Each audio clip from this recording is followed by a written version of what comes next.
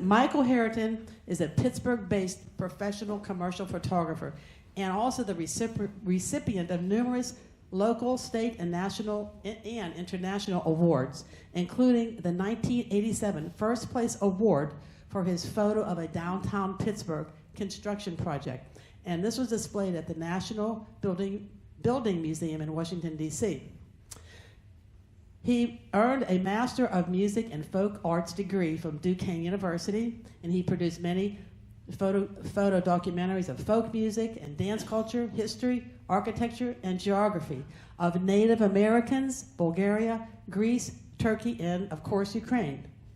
Throughout his 40-year career, he has continuously taught photography to students and enthusiasts alike at the secondary and college levels. And for the past 14 summers, he was at the Chautauqua Institution in upstate New York. Harrington earned an associate degree of science in Homeland Security in 2013 as a member and provides photography of his heroes, the elite Pennsylvania Urban Search and Rescue Strike Team 1 and the Counterterrorism Task Force Region 13, and he'll get into that. Harrington has given over 60 presentations to audiences across the U.S., forming the basis for his new book. It's an Amazon bestseller, and believe me, it's a great book. I suggest you get it and read it. You'll cry. It's entitled Chernobyl, Aftermath of the World's Greatest Nuclear Disaster. It's a 267-page photography chronicle and introspective view of his 2016 and 2018 visits to Ukraine, including untold stories and interviews from survivors, victims, and the Babas still living in the exclusion zone, where the release of radioactive material still affects the health of millions of people and also the environment for many thousands of years to come.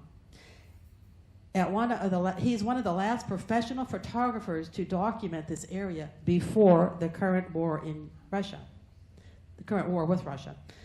Harrington's program addresses the causes, cover-up, and consequences of this horrible 1986 disaster and the environmental impact upon the land caused by the war and its unforeseen but hopeful recovery and restoration of the wildlife and habitat as it now thrives in the world's most radioactive area in the entire world.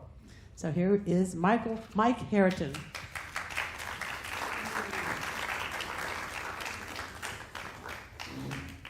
Thank you, Pat.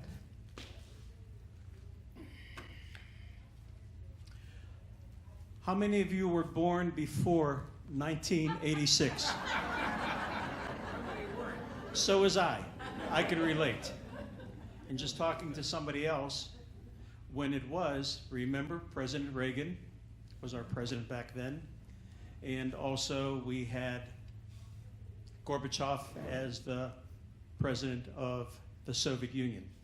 So just give you a little bit of history, what was going on back then. I guess gas prices were about 89 cents also. Okay. I have very bad hearing. If you could. Okay, a little bit louder? Okay. I'll make sure that that's a little bit louder. Okay. And please let me know any time that you can't hear me. I'll repeat myself or try to talk later. Okay. As Pat said, as an Amazon bestseller, I didn't expect that facial recognition would happen so quickly to me. When I was teaching up in Chautauqua 2 years ago, and I go there into the motel, and the lady there at the desk says, "I know you." "Yeah." And I said, "Yes." She says, "No, I really know you." And she says, "Anthony Perkins." No, Anthony Hopkins. I said, "Shh, just call me Tony." 1 year later, last year, another guy outside the hotel says, "I know you." "I know." I said, "Yeah, I know." She says, "No, I really know you." He says, "I want to take a selfie to show my brother." And I said, "Go ahead." And I said, "By the way, I'm not Anthony Hopkins." Okay, so anyway, I'm Michael Harrington from Pittsburgh, and I'm glad that I could, be invited to speak to you about what is a life-changing event for me. Something that never happened prior to my visit to Ukraine and Chernobyl back in 2016. So let's begin with the show because I'm covering 3 main points, which is the causes, the consequences, and the cover-up. Not necessarily in that order, but we're going to begin, first of all, with understanding, and let me make sure that I get this right. Thank you again, Pat. Okay. I am a commercial photographer. That means that I photograph people, places, and things, meaning nouns. Very easy. I photograph for corporations, for companies, for schools, things like that, to make them look good. So my background, lots of it has been in architecture, photographing the Pittsburgh Renaissance in the building back in the 1980s and 90s. You can see my influences in photography over there with the PPG building to the left where I did my internship, and to the center, which is St. John the Baptist Ukrainian Catholic Church there on South Side, my heritage, and also with the Highmark building there to the right where all my monthly insurance bills have gone.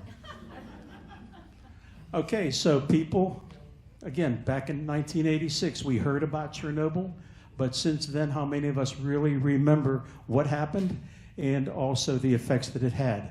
So many people think that Chernobyl, up till the war just a couple of years ago with Russia, was something that happened and people have forgotten about.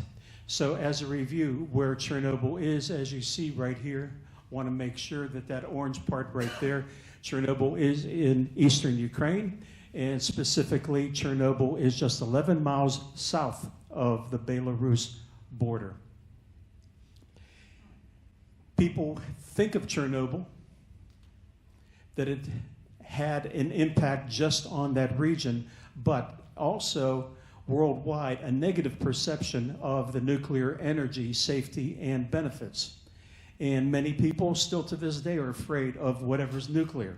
Well, I could show you right in here, right down the river, shipping port. Many of you remember back in the 50s and 60s. That was United States' first commercial nuclear reactor. Nothing happened. It was safely designed and operated. They renamed it the Beaver Valley Power Station, and it still continues to this day with 2 nuclear reactors. Of course, we have the reactors in the military, on the aircraft carriers and in the submarines. What we do know about nuclear accidents is what happened at 3 Mile Island. Nobody died. Also with Fukushima in Japan. Nobody died. And the structural integrity of those reactors was intact because it was Western designed, not Soviet designed. So therefore, nothing exploded and emitted radiation into the air. That's very, very important to understand the way the Western design with Babcock, Wilcox, and also Westinghouse. The way they designed those nuclear reactors still to this day is safe. Well, back in 2019, people learned about Chernobyl with the HBO series. And people ask me, what do you think of that series? Was it good? Was it accurate? And I say, absolutely. It's right on.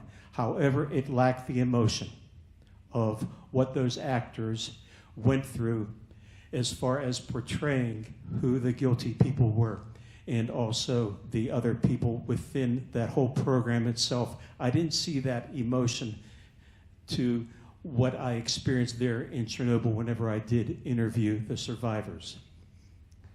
Did you know that kids know about Chernobyl through video games? I didn't know that, only till about a year ago. So this is 6 of about 24 different video games in which the kids themselves sit in front of their computer and they take on the part of an actor or a person which has to then defend themselves against zombies, against radioactive mutants of animals, bugs, and terrorists, and of course the Russians. So that's how kids have learned about Chernobyl through the video games. Why did I go? Once in a lifetime opportunity. I volunteered as an English instructor with the English catechetical camps with Sister Ann right outside of Ambridge. And she recruited 15 volunteers, and I said to Sister Ann, well, as a commercial photographer, I could take good pictures so that then you could use those photos to recruit members so that they can then teach kids English. So I looked online, and to my surprise, I found that Chernobyl was open to the public for one-day tours. Didn't know that at all in 2016. So I told Sister Ann, after I'm done with teaching the kids at the camps, get me on a train so I can get to Kiev and then have somebody house me there for a day so that I can then get a tour up to Chernobyl. And that cost me probably around $500-600 at the time, almost 8-9 years ago. I hired a private driver, as you see there in the left, along with a tour guide. I didn't want to be on a bus or in a van with 40 other Japanese tourists, where all you do is get off the bus and look at the place and then get back on because they're all afraid of radiation. So I spent triple the money to have a private driver along with a certified government tour guide. Reviewing again, the bottom left map shows you where the Chernobyl area is. And at the time, you see right up here in which the Chernobyl power plant was one of, in operation, unit 1, 2, 3, and number 4. Number 5 and number 6 was being built at the time in 1986. The area itself was a bog and forest land. But the Russians decided, the Soviets decided that that would be a good place to build a reactor right next to the Pripyat River. So in order to build the reactor itself, it meant that you had to bring in the work crews, the supplies by barge and by boat, and then to build a town for those workers. And as you see right here, that town then grew to be 50,000 people within years. So here's an aerial view. These are not my photos. Pripyat River right there, and that's reactor number 1, 2, 3, and 4. Number 4 is the one that blew up. The Chernobyl disaster was due to human error, first and foremost. Yes, there's other reasons, but first of all, it's the humans that screwed it up. In the spring of 1986, that's after you were born, during an unauthorized shutdown of the system, that's where then things went wrong. Steam built up, and therefore the whole place exploded. That simple. This is not my photo, but that is an actual photo from a helicopter looking down at the site. More and more things happened after that first explosion, and therefore a secondary one blew the lid off the entire reactor. That's a simulated photo, but to show you, to back up into here, this is the way Westinghouse and Babcock Wilcox designed their nuclear reactors, the containment structure, which is a concrete dome 3 feet thick. If you drive down to Shippingport right now, and you're going to see 2 of these domes there that also protect the reactors inside. They didn't plan on anything exploding, but if it did, it would be contained. Why 3 feet thick concrete? This was designed back in the 50s and 60s to withstand the impact of a jet from a terrorist attack laden with fuel. Look what happened in 9/11, 40 years later. But here they were planning ahead. The reasons for the accident was faulty reactor design. The workers lacked that knowledge for the physics, the engineering, the operation, crucial human error, and they disabled all the safety systems. But the deeper roots for the Chernobyl disaster is that's the way the Soviet system worked. They thought they knew it all. It was authoritarian. All decisions were made politically in Moscow.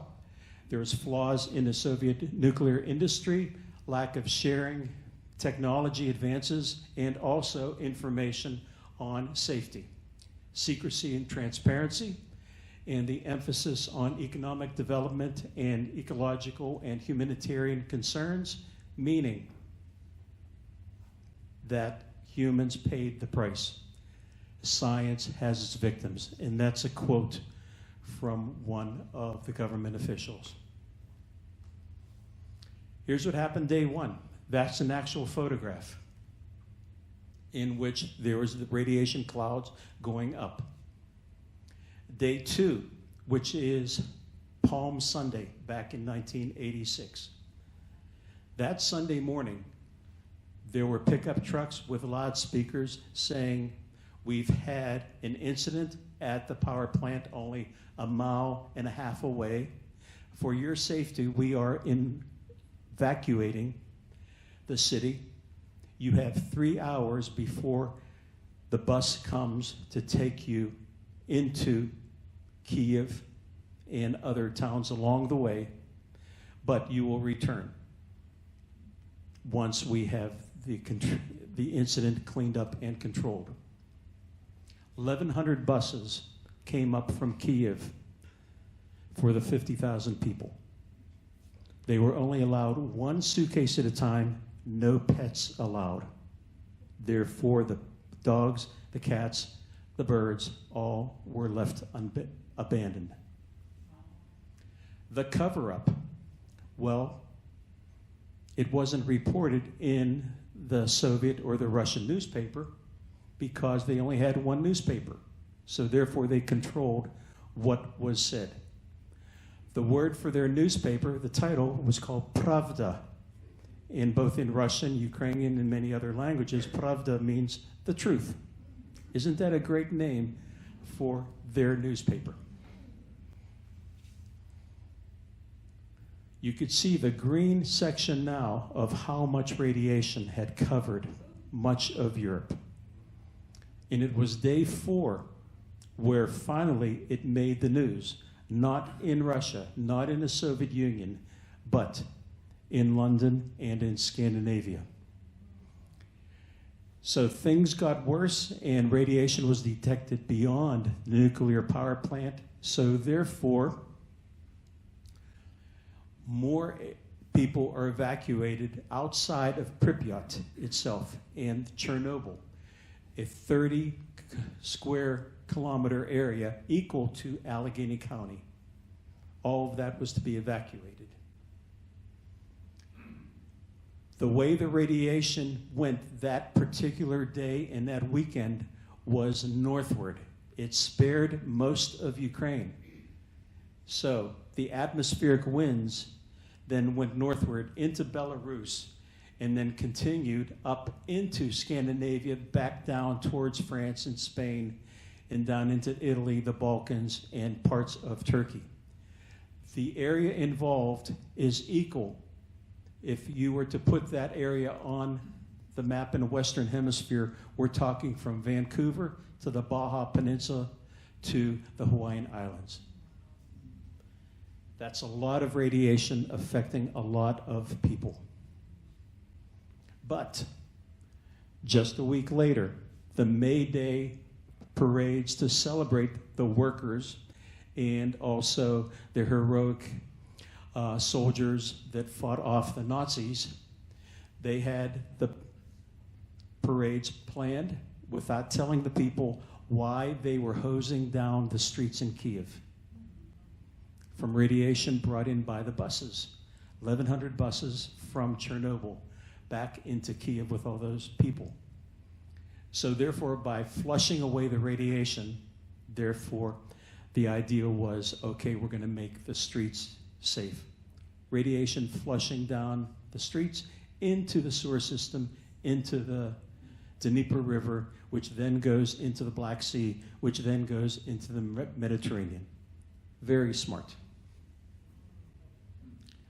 Authorities believe that by holding these celebrations and the parades, they'll prevent panic.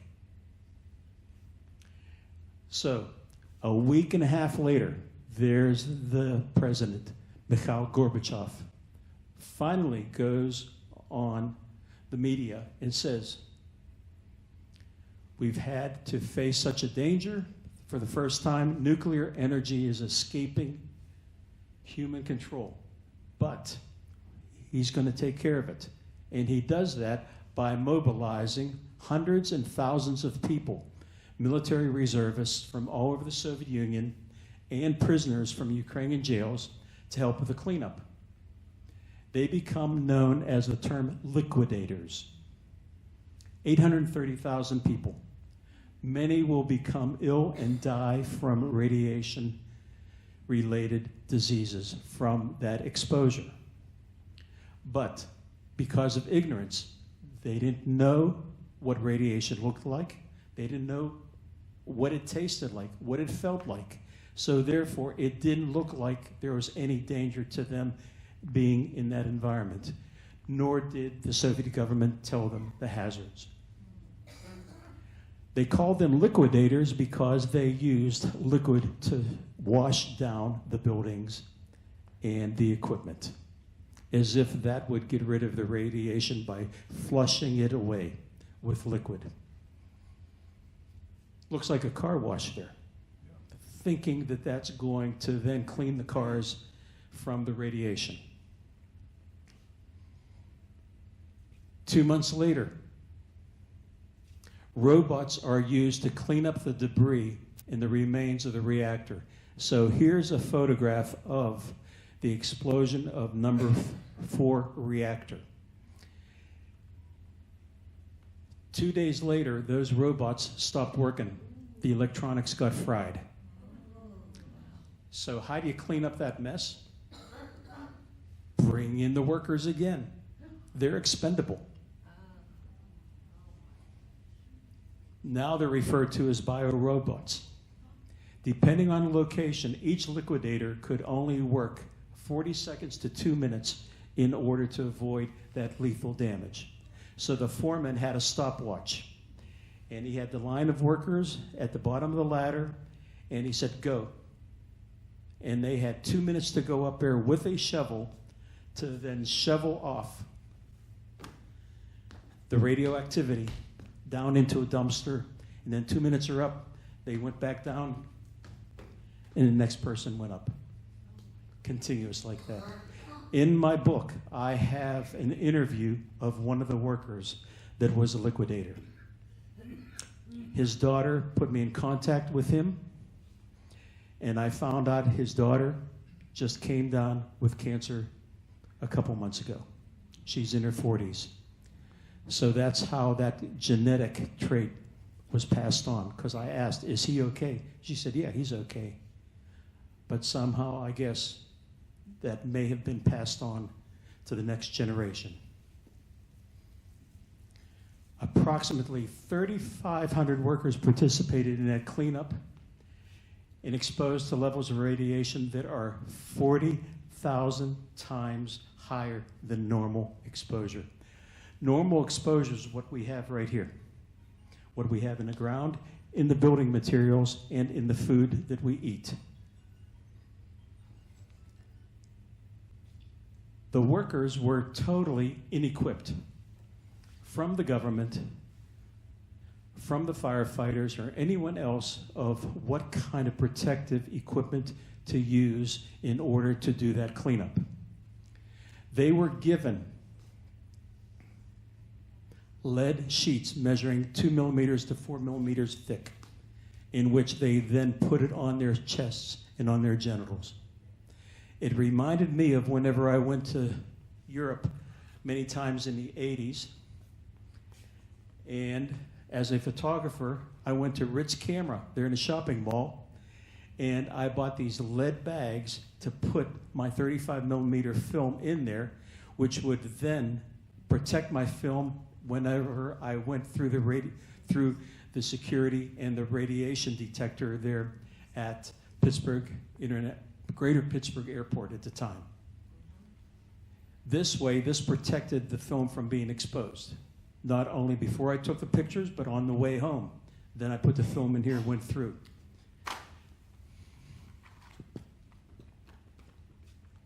This is what those workers thought would protect them, putting it on their chest, just like we do at the dentist office.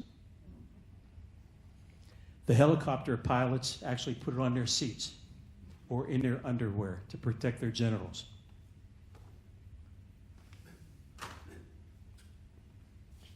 Spine and bone marrow. Well, the radiation was still burning within the reactor itself, but also it was melting the core down into the ground. And eventually they were afraid it would get into the groundwater.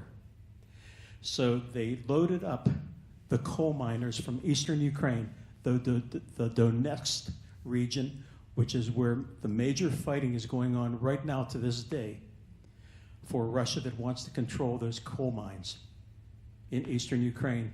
They put them on trains, and 2 days later they came to Chernobyl and started digging a tunnel to go underneath the reactor to fill it up with liquid nitrogen, thinking that that will freeze the ground to prevent the hot, molten radiation, nuclear radiation, from melting through the ground. 10,000 miners participated, worked around the clock. Mechanical tools proved ineffective. Many of them fried because of the radiation. In the Chernobyl miniseries, it reenacts those miners that went there and actually went on strike, said, we're not going in there anymore because it's too hot. They had to strip down to their underwear, and the equipment didn't work, and they were handed picks and shovels, just like back in eastern Ukraine, to complete the job. Approximately 2,500 miners died before the age of 40 because of that exposure underground from the reactor. These deaths are not recorded in any official statistics, so therefore that is not part of the record of how many people died in Chernobyl.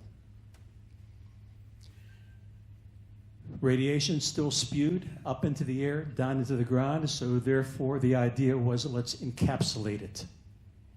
And how appropriate the name, they called it sarcophagus. Right after Easter, the entombment of the reactor itself, made up of concrete building blocks that were built in an off-site concrete factory. I interviewed one of the workers, one of the ladies that worked in the concrete factory, and her job was to coordinate the construction of the concrete site itself, concrete making site, and then the delivery by trucks in order to then build bit by bit, block by block, a structure to encapsulate it. And the idea was, should it collapse, it would be enough to now poison the rest of Europe. So the exclusion zone cleanup, exclusion zone meaning that it excluded any form of human habitat that would live there.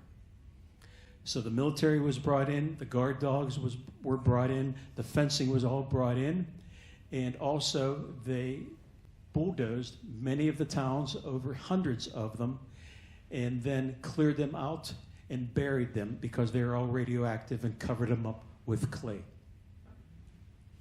Hunting squads were formed to patrol the area, killing dogs and cats that were left behind, those pets, in fear that the animals would contaminate those that would work in Chernobyl.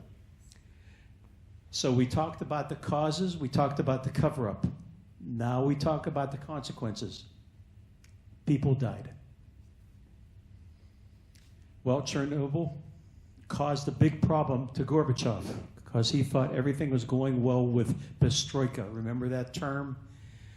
You know, let's get along with everybody, including the Americans and the Europeans. Even though we're communists, let's get along.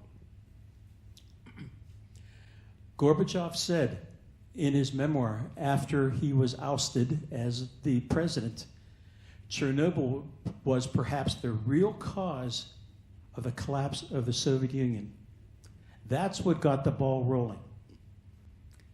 So, in line, the Berlin Wall, Poland, Slovakia, East Germany, of course, and then we're talking Hungary, Yugoslavia, Lithuania, all those countries now, one by one, they started now breaking away from the Soviet Union because there was no reinforcement of the troops to keep them contained anymore. Here's what happened to that town where all those 50,000 people lived. This is not my photo, of course, but 1992, look how vegetation has now started to overtake the town. From the streets, from the sidewalks, in the buildings themselves. Plus the construction material of those buildings wasn't that good, so the concrete is crumbling on top of that. The amusement park, which was to open May 1st, to celebrate, of course, May Day, which was only 6 days after the explosion, was abandoned, never used at all. A brand new amusement park in their town there, sitting there to rust. What I found important was unofficial evacuations took place, including in Kiev, where children were reported to have been put on trains in great numbers and taken away to summer camps for their health, for their welfare. When I signed up for a tour to go to Cuba back in 1991 as part of a cultural thing, exchange of Americans photographing the arts, the artists, the musicians, and things like that. The photographer that organized the tour said, well, because you went to Chernobyl, did you know that we have kids that were brought from Ukraine here to Cuba, and they've now grown into adults? I said, what?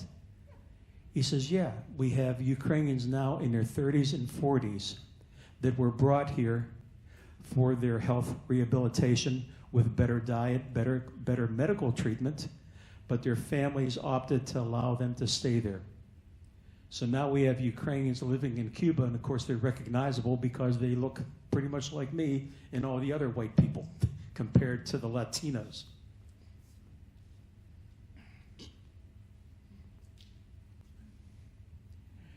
Well, the radiation is still spewing out of that sarcophagus. So it's 20 years later where the Western world says, okay, Ukraine, you have to get your act together. You have your independence, take care of your problem. Ukraine says, we're bankrupt. Soviets pulled out, the economy, we have nothing. Corruption still exists, the economy is in shambles. So the Western countries got together and said, okay, we're going to build it with loans that you're to pay back. But we're going to have design teams compete for the best design, which was the world's largest aircraft housing. Hangar. Thank you very much. Hangar. World's largest aircraft hangar. You probably work for US Air, right? Okay. Anyway, as you see, that whole hangar was built not on top of the reactor site itself because it's too dangerous. So they figured out, let's build it 400 feet off-site. Yes, the workers are wearing radiation equipment and also uniforms, things like that, and masks. But in order to move that whole hangar, then they built it on 2 railroad rails coated with Teflon. And therefore, by moving it 1 meter per day after completion, it would take about 3 months to move it. to encapsulate then that reactor. These are not my photos, but it shows you how they built the arched roof first. They jacked that up and then put in the side panels. And here's a photo here of almost completion.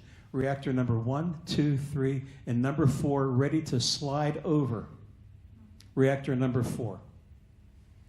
I was there in June of 2016, and by November that was to be completed and completely encapsulated. So there's a picture of me standing right there, just 5 months before. Reactor number 4 is never to be seen by anyone else. So as a curious photographer from America, I figured that my photos would be of value to historians, to scientists, to show them this is what happened back in 1986, and this is what I photographed before it was all covered up. The good news is it's designed to last 100 years. Then what? That's not your problem. That's not your problem. That's not my problem. But we're hoping that the next generation of scientists can figure out how to neutralize instead what was fission can now be fusion, and to contain that nuclear threat that we have. So here's the cost. I just found this on Wikipedia just to make sure that my numbers were right whenever I told you that thousands of people died. Well, look what Wikipedia says. Approximately 30 people died. That's what the Russians still say to this day, and that's what they teach their kids. That's what's in the books, and anything else is eliminated. Why? Well, Wikipedia says 30. Okay. Number of liquidators estimated at 830,000. Most of them were young military soldiers aged 18 to 22. Approximately 20% of them died by 2005. 20 years later, most of them passing away in their 30s and 40s. So I got out my calculator, and 20% of 830,000 is 166,000 of them died. That's more than 30 that Wikipedia says. We agree on that. I purchased 3 liquidator medals. Each one of these medals was given to the heroes that went there with their shovels and did the cleanup, and they were awarded a medal from the government. And symbolic design of that medal is it's a drop of blood being pierced by the 3 parts of atoms, alpha, beta, and gamma. It's the gamma that penetrates through 3 feet of concrete. And of course, it'll pierce through any clothing material, any hazmat material at all. I bought 3 of those medals online. That's a photograph that I took of my medal that I have. I gave one to the Peters Township Fire Department, which I'm also their photographer. They have a display of my photos there in their station there. Impact on the people. Any tragedy affects not only what happens with the structure itself, the community, but also the people. This is not my photo. Psychological, mental health.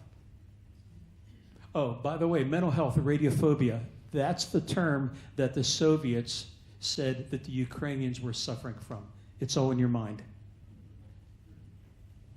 There's nothing here. You don't see the radiation, you don't feel it. It must be in your mind. Unemployment, because most of them were farmers. Disruption of the community, friends and family. Relocation.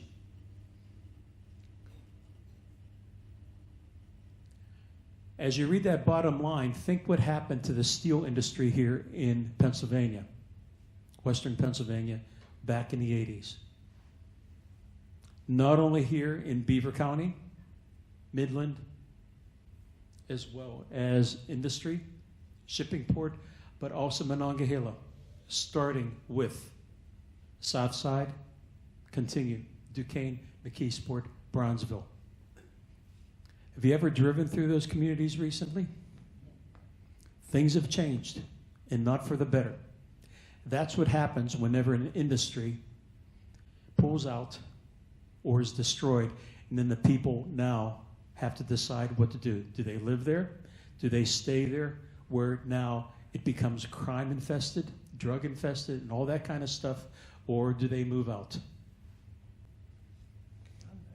Thyroid cancer.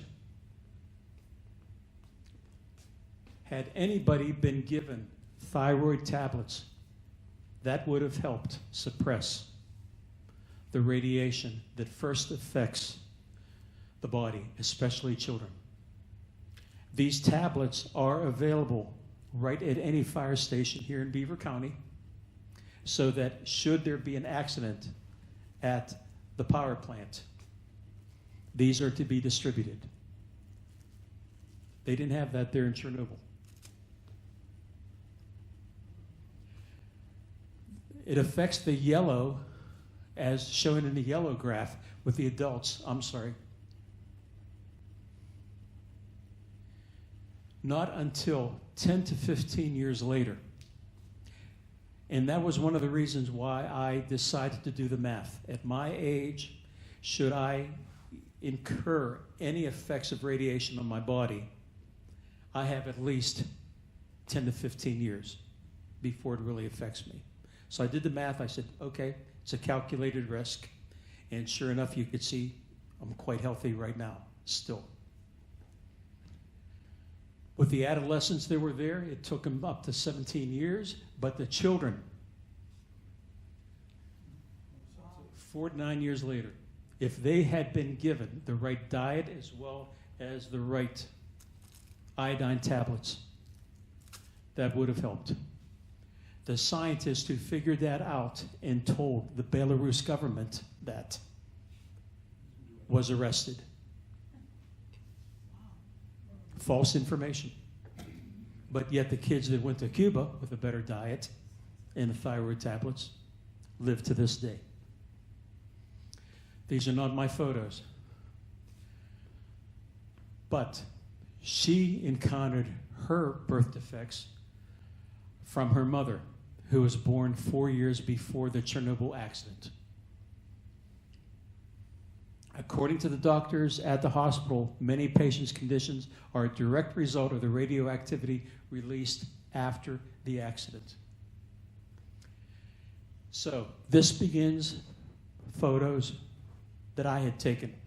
And on chapter 3, as I walked into the psychiatric institution for girls, as I turned the corner there to the left, just like we would walk right here into the front entrance. And here we saw 4 girls there in wheelchairs. Their heads are shaven because part of their disabilities is that they just pull out their hair. Nervous twitch. So the American volunteers that I was with, college age, adults, as well as retired people, 15 of us at all, we came with gifts and also to play with the kids in their courtyard. What disturbed me was these 2 girls sitting alone, like totally out of it, not being aware of what else is going around with them. So yeah, we had fun with lots of girls. They're playing there, but yet at the same time, we saw a pair like that, and these girls are in their 20s. And you could see how short they are, stunted growth. Here, Christian, a college student from Philadelphia, is handing out bananas, a real tropical treat. Something that, of course, the Ukrainians don't have at their supermarkets. But as a curious photographer, this is where I then peeked around the corner.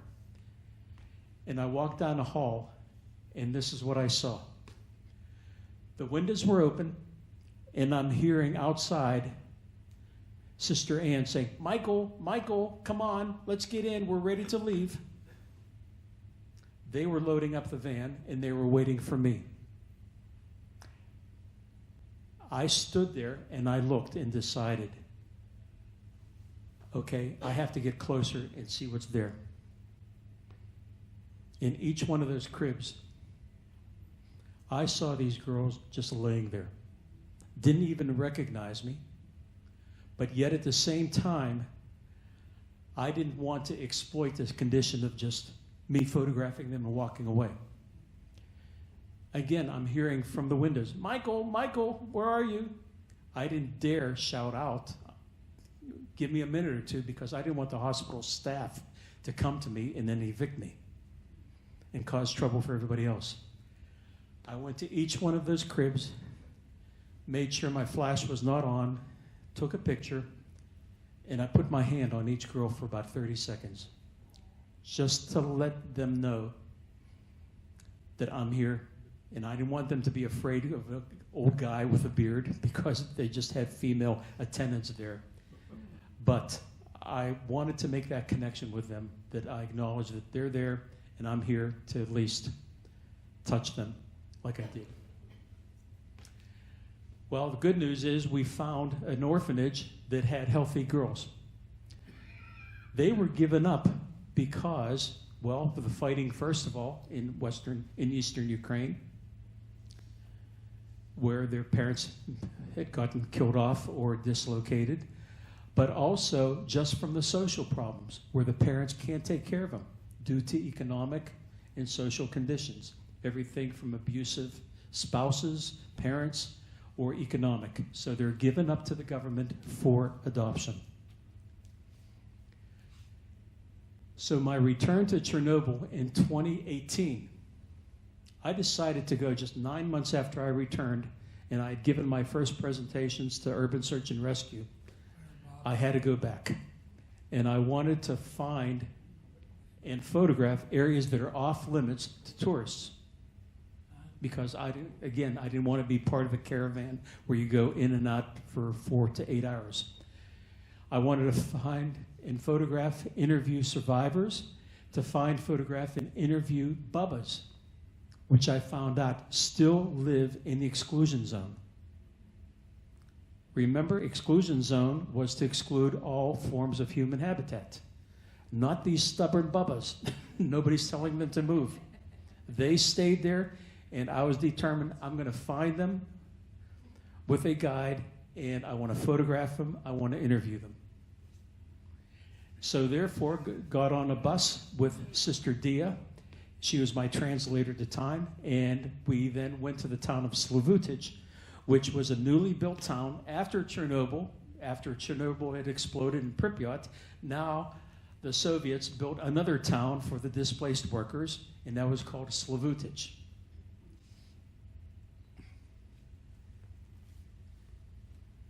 So here's Father Yuri here with his small church and the Ukrainian parishioners, and he announced the week before that after the 11 o'clock liturgy next Sunday, we would like you to stay because a photographer from America is coming to photograph you and to interview you about your days growing up in Chernobyl. So, gathered them around. There was 8 of them there, two pairs, husband and wife, and each one of them told their story. And Father Yuri, sitting here, was born in 1988. So therefore, he knew nothing about Chernobyl. He's finding out about it for the first time from his parishioners that never talked about it until I came there, allowing them to tell their story. It took about an hour and a half to 2 hours. And what struck me was the one lady showing a document with a government seal, like an insurance form, saying that here is your personal property that you left behind in Pripyat. Your clothes, your furniture, your appliances, your food, your motorcycle, your bicycle. She showed me a dozen of those papers, which I laid out on the floor. They're in my book, along with a translation of what those papers say. They were all deemed worthless by the government. No reimbursement at all. Similar to what we had with the LA fires back in January. where the whole town was burned up. And how can the people prove what their belongings were if they didn't have insurance or documented in any way? So that's what happened to these people. Okay, Slavutich, the Soviets built a memorial. For how many victims? 31. That's one more than Wikipedia at 30. I photographed each one of these victims here with their names on there, and of course they commemorate that day annually. But Father Yuri then took me to the cemetery right outside of town. It's a cemetery unlike what we have here in America because it's not that well kept. There are benches and tables where the people then come to honor the dead and also to eat and mingle, almost like a picnic. Some of the tombstones have a radiation symbol, which signifies that they were workers at Chernobyl at the time.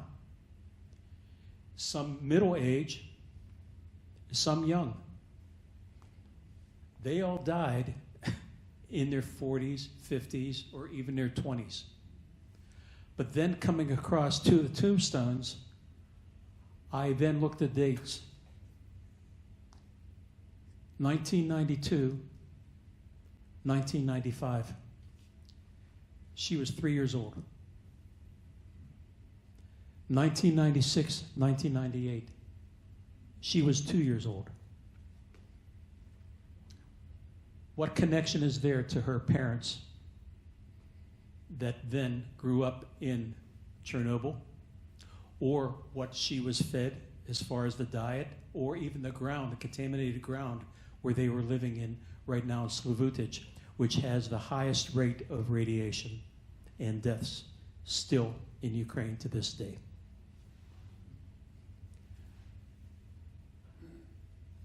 I was able to get the contacts. It took me 9 months to get on a train with Father Yuri and Sister Dia with the workers that go from Slavutich up to Chernobyl, across to Chernobyl, 41-mile train ride, an hour and a half.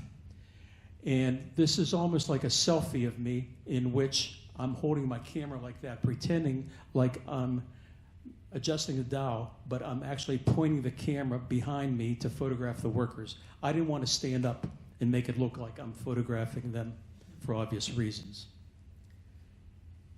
But as the train pulled up to the Chernobyl train station, there's that dome, the brand new dome, glistening in the sun, knowing that as I come there, I'm not going to see that reactor site that I had done just 2 years earlier. So I went back to the site, and with my own radiation detector, I took a reading. And the reading said 25 counts per minute. Here in Pittsburgh, the average Pittsburgh readings are 20 counts per minute, meaning it's pretty safe. That containment dome worked. I took a reading in this room before you came. This room is safer than Chernobyl. The reading is 15. I went outside and it's 25. So credit to the cleaning crew for doing a good job of keeping you safe from radiation. And that's the average Pittsburgh readings anyway. But as you see right here, the different readings from 5 to 50, normal background, no action needed. As it gets into the yellow, the pink area, above 2,000, extremely high. Evacuate immediately, sure. So that's where our driver then took us next, to the Red Forest, the most contaminated plot of land in the entire world. Because much of the radiation that went up into that explosion, the heavier particles fell down 6 miles away. So that means if it happened here in Sewickley, then just 6 miles away into whatever, Bellevue or something like that.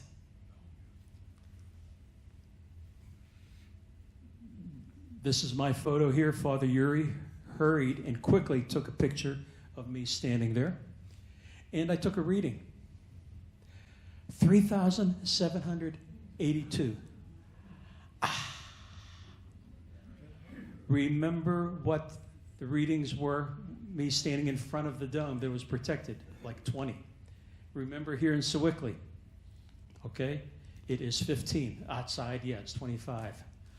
I'm standing at 3,782. Well, the driver in the car had his engine running with the windows rolled up. And the government tour guide said, we have to get back into the car and leave. Well, Father Yuri says, well, I want a picture also. So another minute of that to prove, that he was standing there. And many people ask, of course, did I feel any effects? If you stay there long enough, 15 to 20 minutes, a little bit longer, that's where then radiation effects set in. Diarrhea, nausea, faintness, all that kind of stuff. So they called it the Red Forest because that day later, after the radiation fell down into that forested area, all the pine tree needles turned red and orange. To this day, they have not decayed. Radiation has preserved them.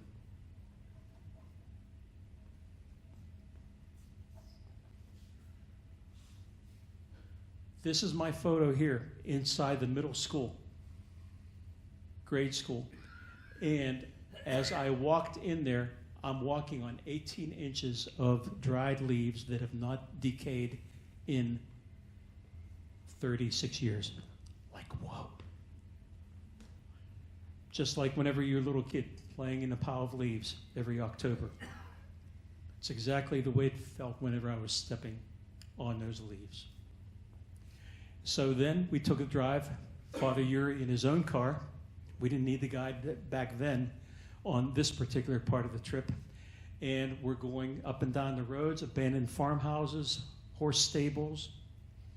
And as you see how the growth has just overtaken any sense of where people lived. Well, Father Yuri stopped and said, let's see if anybody's home. Being polite, he knocked on the door, knowing that nobody was there. But just out of a habit, you knock before you walk in. And whenever we walked in, here's what I found. An abandoned house, of course, but with the drawers, with some crumpled up photos cracked up, and also some containers and shotgun shells. The farmer had used that for his shotgun to protect his chickens from the fox. I was so tempted to take one of those shells as a souvenir and bring it back home. But our upbringing says you respect private property. And I thought to myself, nope, this is not mine. I'm going to take a picture of it. And the owner probably will never come back. But now I have a photograph just to remind me of what I saw there without, of course, taking anything. Well, the other part of my mission was to find those bubbas, and that was already coordinated in which we would be able to visit the bubbas with a humanitarian gift. So I gave Father Yuri a $100 bill for each of the 5 bubbas that we visited. He went into the store, came up with medical and food supplies, and as we walked to each one of those bubbas, about 5 or 10 miles apart, they live alone. That, of course, they welcomed us because we're bringing that kind of food. So as we're driving down the road here in the lane, you could see how nature has overtaken. So much so that we actually got lost the one time. We had to turn around and look on the GPS to figure out where is that Bubba. Well, there she is. Hannah was waiting for us. And there's her house right there. She has a garden there. And as it says right here, a community of determined babushkas wearing scarf remain. That's why they call them the babushka ladies. because of the scarf that they wear. Hannah had her sister, her invalid sister, propped up so I could take a picture of them together. I felt so moved that she made the effort of getting her up so I could take a nice picture of them together.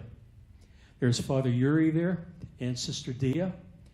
And Hannah says to Sister Dia, and Sister Dia says to me, she says, Hannah wants to know, do you work in the fields?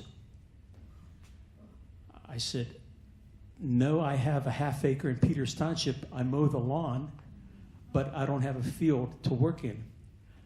I think that Hannah wanted a man in the house in order to work the fields. So what I did was photograph the different rooms. And as a polite tourist, I went to one room, then I went to the other room in the cottage, and then I went to Sister Dia. I said, tell Hannah. Oh, and Hannah said, well, you can stay here. And she pointed to the one nice room. So, I mean, she really wanted me. I said to Sister Dia, I said, tell Hannah that I've been happily married for 46 years. But if I ever have a problem with my wife, I'm telling her that I have a woman waiting for me in Ukraine. That hurt so bad that I had to tell her that. But I gave her a big hug, nice big kiss on the cheek, just like I did with my grandmother, my babchu, which we called in Ukraine baba, babka, all that kind of stuff. But each one of these ladies that we visited, that was my grandmother. And I was the last one to get into the car each time because I stood there and I hugged them for half a minute. I mean, I timed myself. I didn't want to shortchange any one of those babushka ladies. You could see here how well dressed the one lady is right here compared to the others. She's the well-to-do, wealthy Jewish lady in Chernobyl, the last remaining Jewish lady. And they have linoleum floors and carpets compared to wooden floors. She has a pet dog inside, plus a Victrola. So that showed me right there the city dweller compared to the country dwellers. Each one of them are fading away one at a time. Yes, ma'am. Did you take a radiation reading in We didn't get there yet. These women are healthy. They've outlived any radiation issues. Their husbands have not. They've been widowers for at least 20, 30 years due to alcoholism, smoking, and depression. Enough to kill any guy. So it's the stubborn bubbas that were told at gunpoint to leave by the military. And as Hannah said, you could shoot me now because I'm not leaving. I was born here, I live here, and I'm going to die here. Go ahead, shoot me if you want. It's in my book. So it explains how these stubborn bubbas decided, no, they're living their lives here in Chernobyl. So the impact on the environment. This is in 2018 whenever I was there, and you could see pictures. I did not take them. Wild horses are coming back. They're multiplying. No fishing. That means bigger diversity, growth, population. No beaver trapping. Dammed up streams. No hunting. And the return of all these animals because there's no more humans there to hunt or to trap or to fish anymore. Including bison. Ukraine and Romania had Europe's largest bison population 150 years ago, just like we had out west in the plains. Same with Ukraine. There's the habitat. The storks would come up from Egypt, wintering there during the winter, and then come back to Ukraine to their nests. But all that changed with the war the unexpected war which nobody saw coming, but Putin took advantage of it. And the troops experienced symptoms of radiation exposure, nausea, vomiting, diarrhea. That's one of the reasons, the hidden reasons, why Kiev, the capital city of Ukraine, was not overtaken within 3 days. Many of those troops were sick. They did an about-face, never to return. But here's the sacrifice. People have died, the soldiers have died.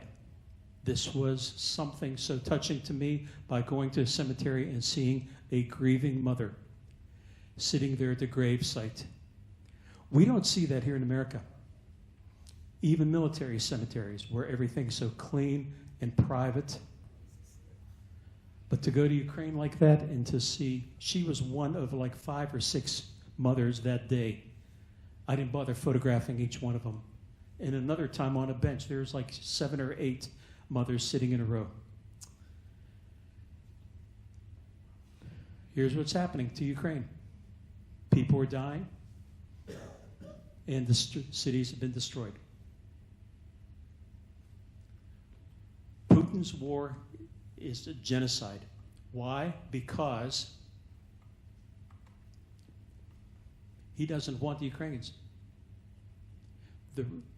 In the kiosk there, in a subway station where I was in Kiev, where now they have underground bomb shelters, daily air raids, as well as Sunday masses, as well as children going to school in these subways now. At the kiosk, they had the red and black flag there, along with the Ukrainian flag, and the red and black flags of the Ukrainian Insurgent Army, which was the first militia to fight the Russians off back in 2014. It was not endorsed by the government because they said, we don't want to make the Russians mad. Okay? But the insurgents held their ground, and now that's the flag that many people rally to. The red represents the spilled blood, the black represents the earth, and Putin wants Ukraine, not the Ukrainians. And he's using that as propaganda, even as the professor up at Chautauqua spoke last month about Putin. Putin is telling his people that Ukrainians, if they speak Ukrainian, they are Nazis. If they speak Russian, they are our brothers. That's what he's telling his countrymen. What you see here is what the Ukrainians think of Putin. These are rolls of toilet paper. I was so tempted to buy a roll and bring it back home. But then I thought, just my luck, I would have a border guard or somebody at security look at me and say, come on over here. Take me into a room, plant some drugs, okay, in my suitcase, and then hold me for hostage, just like they did with that high school teacher from Oakmont for 3.5 years. And he was released just this past spring. That's what they do.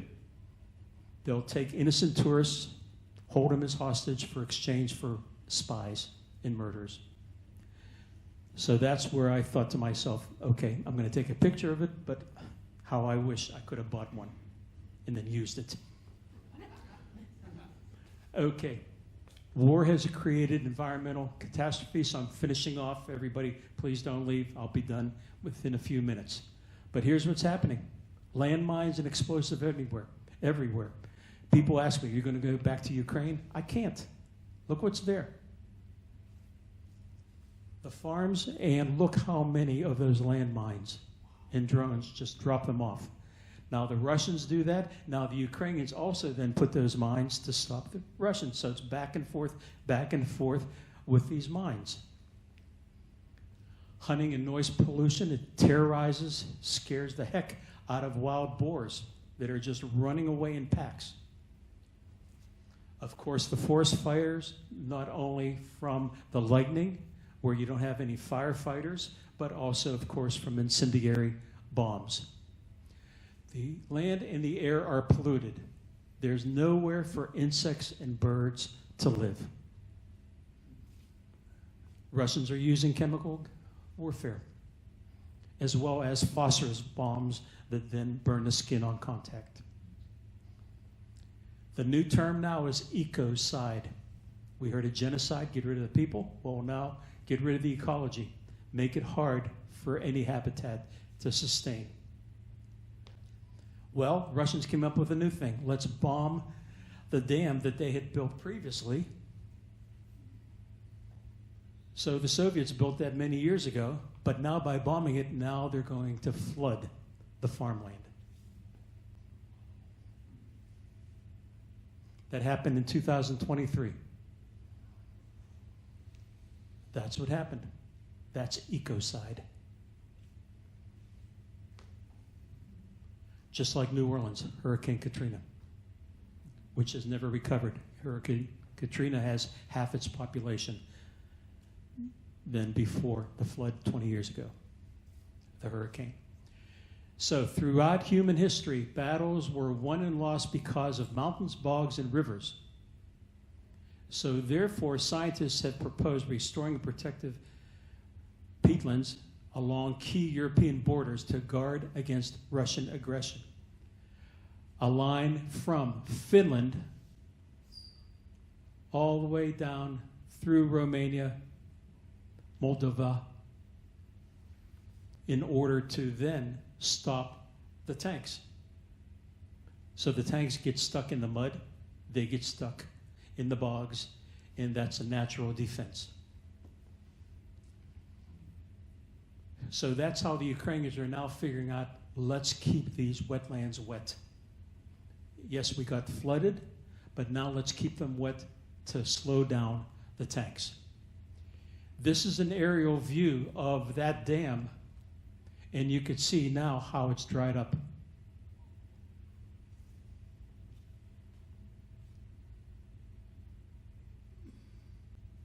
That's 2 months after it was destroyed. It's all mud. But look what's coming back. Nature.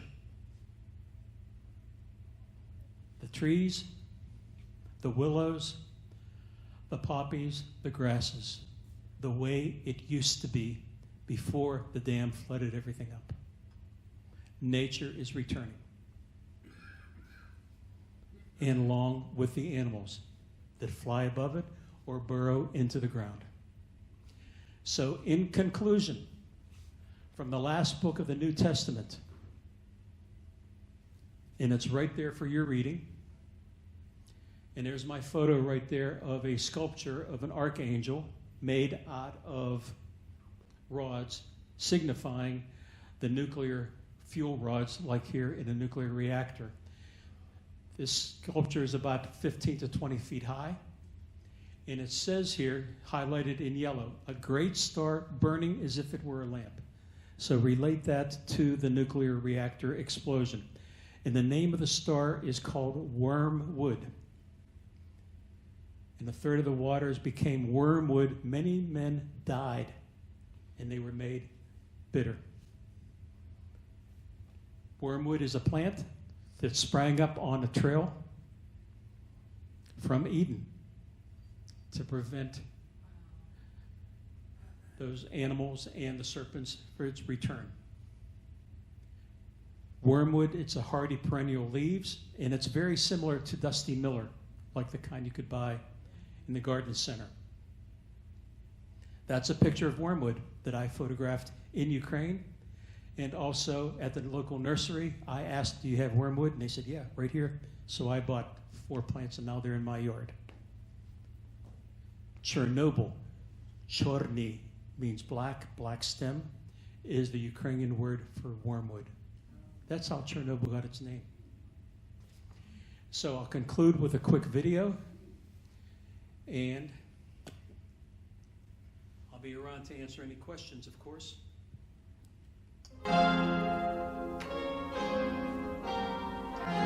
Can you turn down the lights just a little bit, please?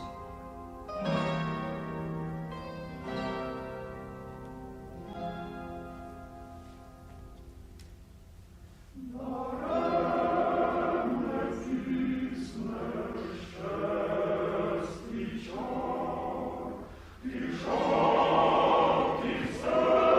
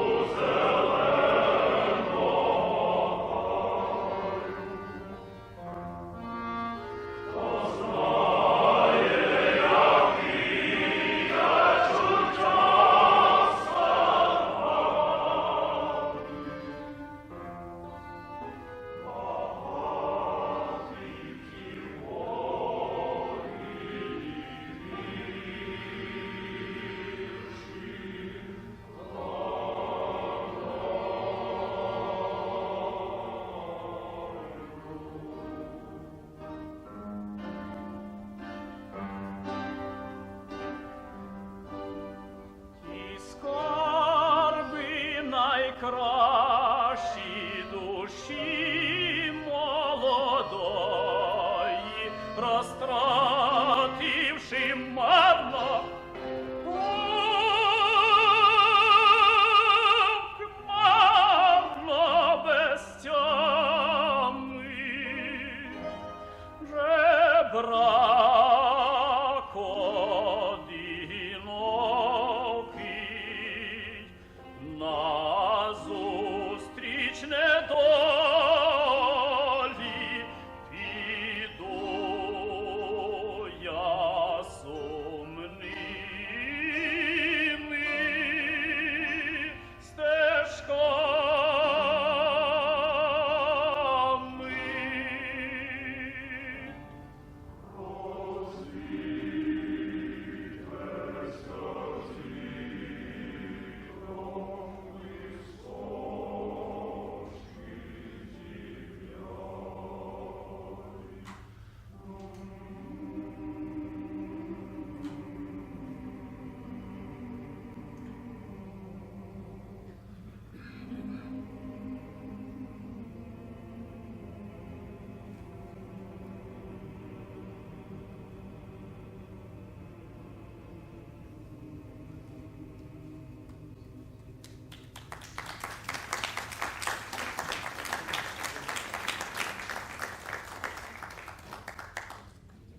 Thank you very much for your attention.